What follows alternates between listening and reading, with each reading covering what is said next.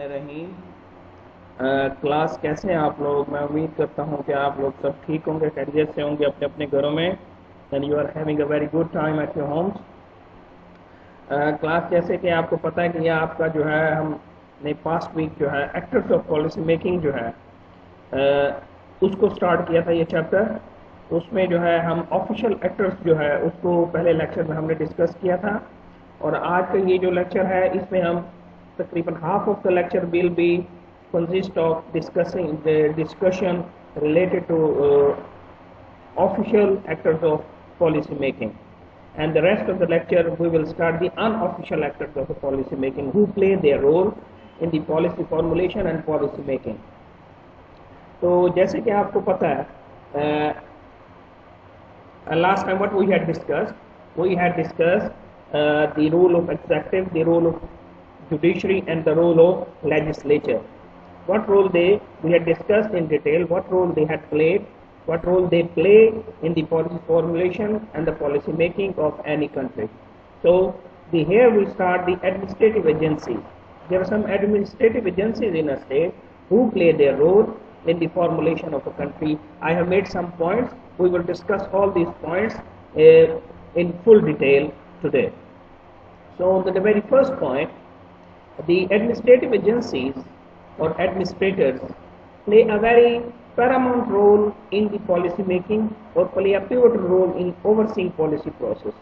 कि जो administrative agency जो एडमिनिस्ट्रेटर्स होते हैं, जिस तरह अब मुल्तान का कौन एडमिनिस्ट्रेटर DCO है।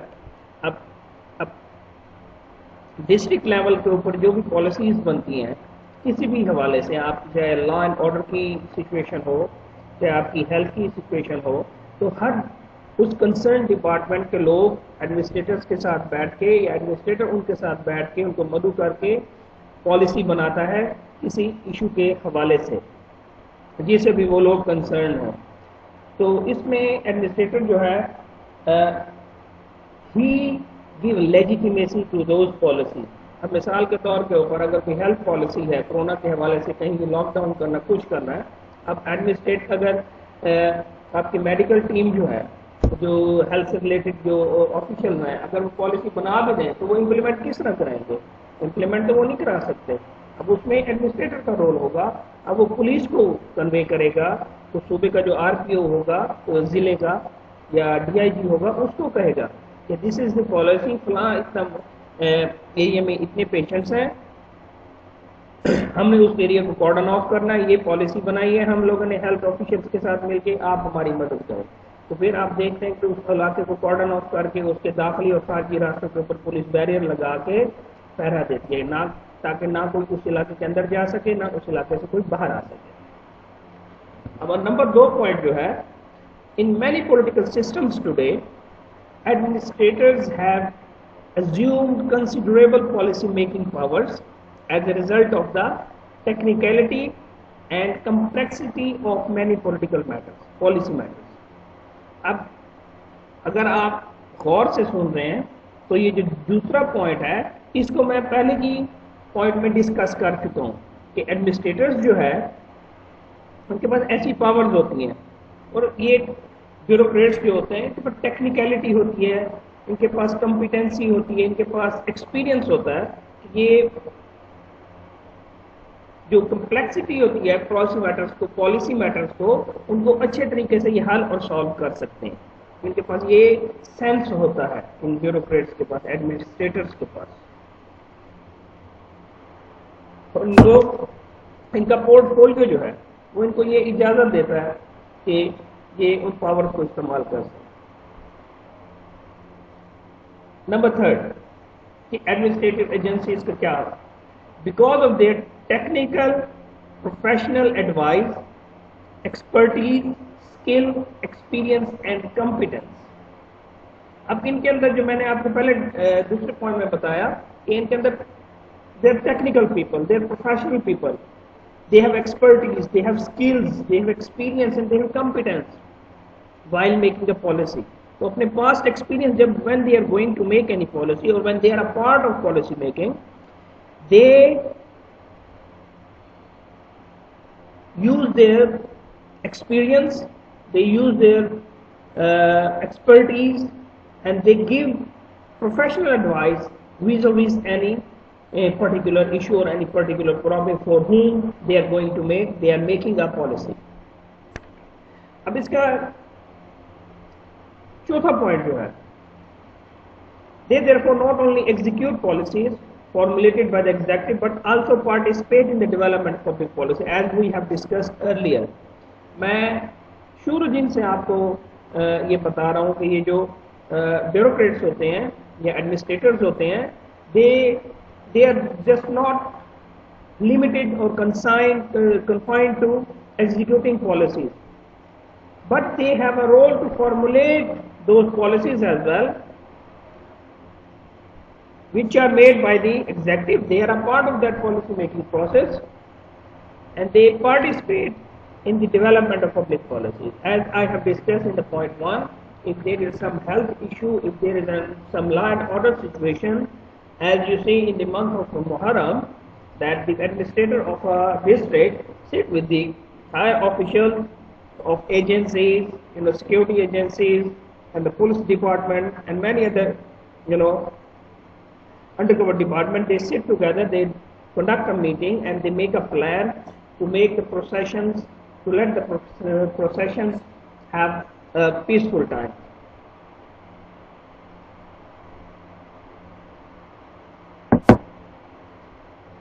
तो यहाँ तक आपको समझ आ गया होगा, मैं पूरी उम्मीद करता हूँ। अब उसके बाद जो इसका 5वां पॉइंट है वो है considering the complex and technical nature of many public policies.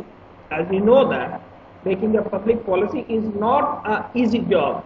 It is sometimes very complex and very technical, because you are going to make a policy, you are supposed to make a policy which should have a maximum benefits for the people and there should have a minimum risk when you are going to apply that policy. If we take an example, let's take an example of this BRT project in Multan. So in my opinion, so what do you think that project is, that this bus project is giving benefits to all the population of Multan? So my answer will be no, because it is not connecting the airport, it is not connecting the railway station, it is not connecting any big supermarket or big bazaar. It is just passing through starting from General Bus Stand and passing through congested Multani areas and on the Bosa Road and straight into the base area. So you can say that it is just benefiting a one part of the city, not all the Multan. It is not connecting the hospitals, major hospitals in Multan. So the public policy making is a very complex and technical subject. It is obvious that administrators through administrative agencies and such other governmental bodies will continue to exert considerable influence on public policy making. This is right. There is no second opinion in it. There are many governmental bodies, many different departments of government, different agencies of the government. These agencies could be, governmental agencies, or even there could be NGOs as well, which are going to discuss further that how unofficial actors play their role in the formulation of policy.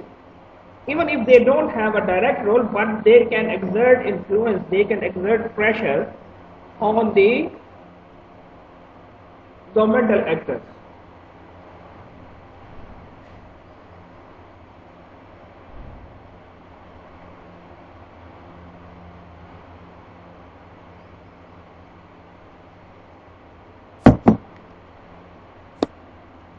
So this is all about the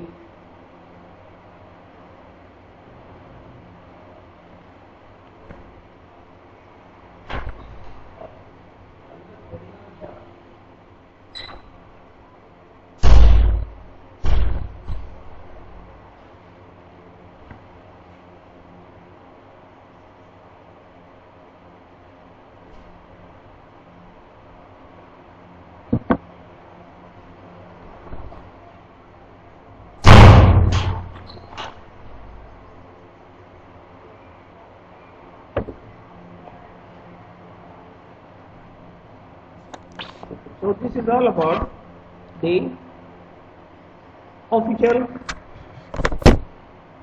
policymaker role in policy making. Now we are going to start the unofficial actors.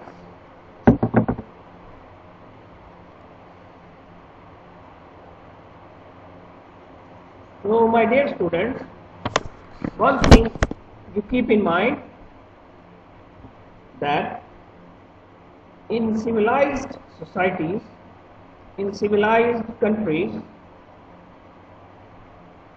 the role of unofficial actors to play is also very important in the public policy making, because they are educated, they are politically educated, they are socially educated, they know what role they can play, what fruitful role they can play in order to have a better public policies, in order to have a better implementation of good public policies in their society.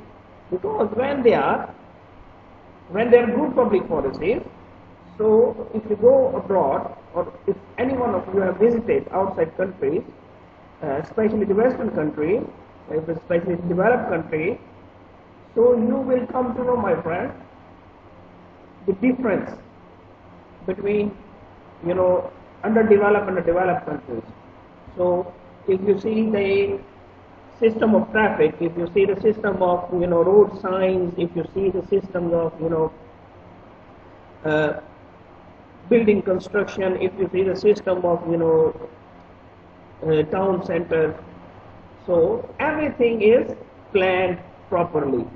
Everything is, so this shows the successful execution and the successful implementation of a good public policies. So we have already discussed what is a good public policy. Good public policy means that the policy that serves maximum, that achieves maximum goal and could have less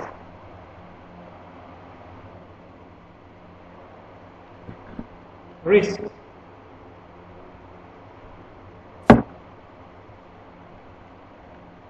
As you already know, all of you know, then what is the purpose of policy making? If I ask you, definitely your answer will be that there will be some goals, some objectives, and some purposes behind that formulation of public policy. And for the good reason, what objectives they want to achieve. They want to achieve the betterment of their natives. They want to achieve good of their society. So it is very important that the unofficial actors are also very important side by side with the unofficial actors. So we are going to start the unofficial actors of policy making. So the very first thing which we are going to do is the individual citizens. As any one of you, I'm sure, would have witnessed, because you have grown up now, the societies are made of individuals, and the individuals makes groups. And if individuals are educated, if the individuals know their social rights, if the individuals know their political rights, so what they would do, even if the government is making up policy which the individuals or society thinks that is not in the favor of their, for example, political rights, or for example, economic rights, for example, their social rights, okay? So what they would do, they would remind the government, look, don't take these steps. We know our rights. We know how to protect our rights. So in developed countries, most of the time, the governments revert their decisions. We have a very good example today in Kashmir. It is nearly a year. There is a lockdown, complete lockdown. They are cut off from the world, from every perspective, every point of view. So what was the reason of the lockdown? The reason of the lockdown was the Indian government, the Modi fascist government, were imposed a black article of 370C. What was behind that article? They were removing the citizenship of the Kashmiri people. Because before that there was an agreement that no outsiders will be allowed to settle in a Indian occupied Kashmir, but they have removed that law, and in order to stop the Kashmiri political movement, they locked down the whole Kashmir. Over 8 million people were forced to stay in their homes. They have a shortage of food, they have a shortage of medicines, they have a shortage of everything. The businesses are collapsing. Everything is collapsing in Indian occupied Kashmir. They were politically aware. But this is the problem of the third world countries, underdeveloped countries. When they find something opposite to their decisions or something, they try to crush that movement by using the force. And that force could be any, but in case of Kashmir, they are using a military force to crush that political movement. So that is not right. And if you see in Western countries, in the civilized societies, they do a peaceful processions, peaceful protest. Sometimes it is go beyond the violence. It become a conflict. We can see in the case of that black man killed by a police officer in America, what happened? That movement triggered to all corners of the United States, and they imposed curfew in 40 states of the United States. So what was that? Because they killed a one man illegally, black man, and the black community side by side with the white community of United States, they know their right. They made processions. In some places, they burned their houses, they robbed the shops and everything, because in every society there are some black sheep present in. So at the end of the day, the president of that country passed a police ordinance. They arrested those police officers. They were given punishment. I'm not sure so far they had got their punishment or not. But now the situation in America is under control. So behind all this debate, what was I am trying to tell you? That officials and unofficial actors, they have a very profound impact on the policy making of any country, whether it is a developed or whether it is an underdeveloped. If it is a developed country, a civilized society, educated society, you will see a little bit of violence. But in terms of underdeveloped countries and society like us, I used to quote these examples. कि अगर बिजली चली जाती है तो वो सड़कों पर एहतजाज करके लोगों की गाड़ियां तोड़ते हैं, दुकानों को आग लगा देते हैं, ठेलों वालों को लूट लेते हैं. तो यानी कि बिल्कुल फजूल किस्म का एक काम होता है. So let's start individual citizens. Individual citizens are very important actors in public policy making process. There is a political scientist, James Anderson. He believes that the task of policy making is generally assigned to public officials. In various instances, citizens still participate directly in decision making. There is no doubt about it. Citizens play their role in decision making. Maybe and they have a more impact on policy making in civilized society as compared to our society. Okay, so for example, he gives an example. He quoted an example. Intellectuals who most often indulge in research activities and other professional individuals can become policy think tanks, and those such efforts contribute new ideas and direction to the policy process. You know, the research is very important in any society. You would have witnessed that many research journals, many research institutions, private institutions present in Pakistan, they conduct research, and the government sometimes get benefit from those research. So there are many non-governmental organizations, NGOs, sometimes they do these sort of works, and they provide their services to the government, and sometimes government hire those institutions and ask them to give their benefit and give their opinion about certain policy or certain issue. So they give their policy, and even if you get the results from a different journals in Pakistan as well. So research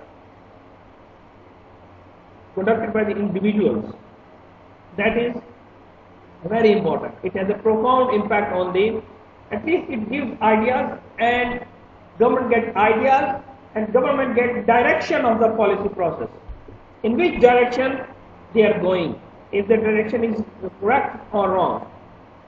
Alright, there is another thing which I have discussed in the beginning of this second part of lecture. The citizens participate or influence the policy process through several other mediums, and these mediums are, all of you know, political parties, interest groups, elections, and the media. And media is not all. Social media, electronic media, and the print media, all types of the media. You know, the social media is very active. How can you know that the social media is very active? You know, if something is happening bad in the society, they just take a video and upload on social media. There are many mediums: Instagram, Facebook, YouTube, Twitter, and in the blink of an eye, it spreads all over the world. Everybody is watching. If something is happening in a Thatha, and all the people are watching that video all over the world.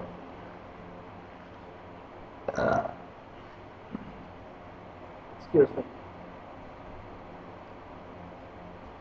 You know, the political parties and interest groups, they articulate, they form the preferences of the citizens. And you will ask,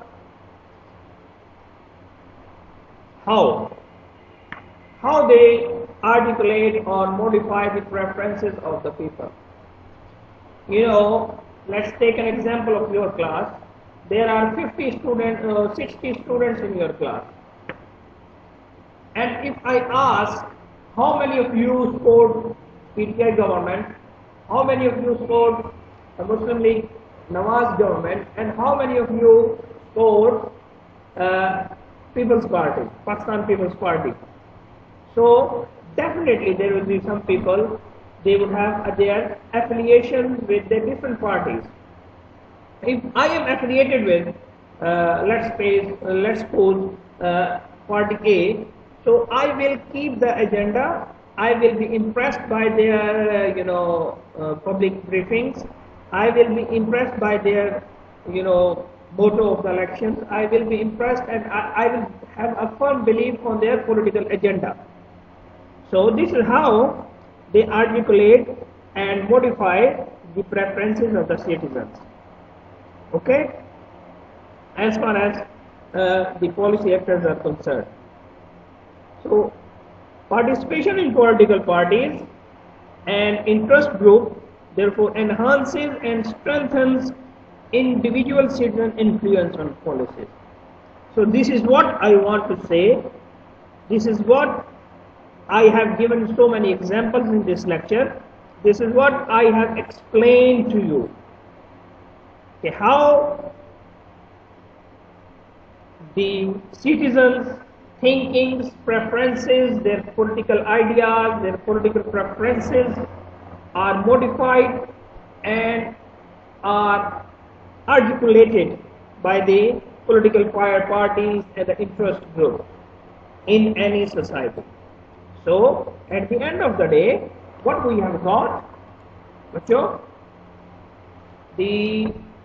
we have got that individual citizens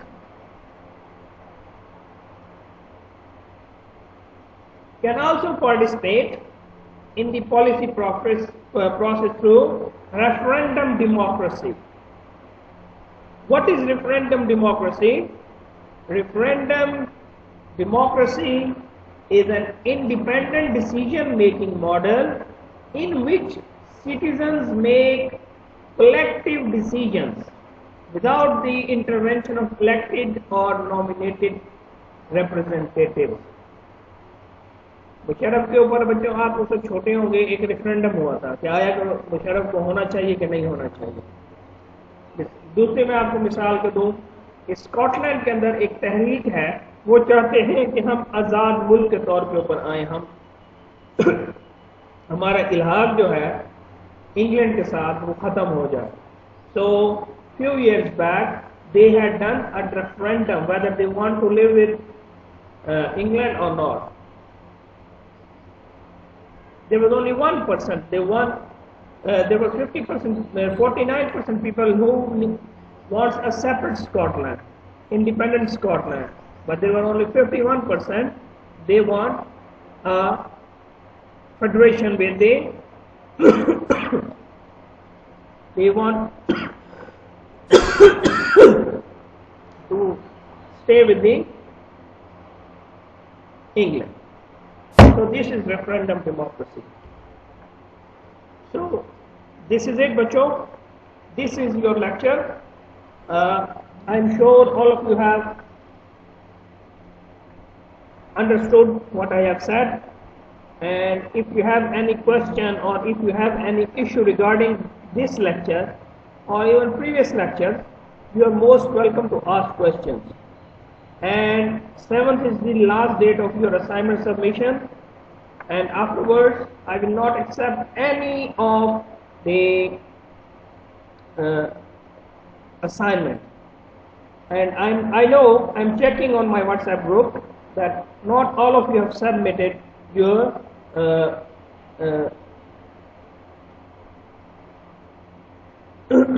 not all of you have submitted your assignment. And I asked you many times, please log on to LMS and try to post in the assignment section on LMS as well your assignments. But this is mandatory. I know you have sent me, most of you have sent me, and I'm checking it. There are few which are good, there are few. So what was the purpose behind to give you this assignment? That you read an article, you should have a ability to analyze and do a critical analysis of that article. But most of you have done. It's all right. I cannot say it's a very it's a very good analysis. It's a very good summary. So this is it. This is all about today's lecture, and your questions are welcome if you have any questions. Okay? Fi aman Allah.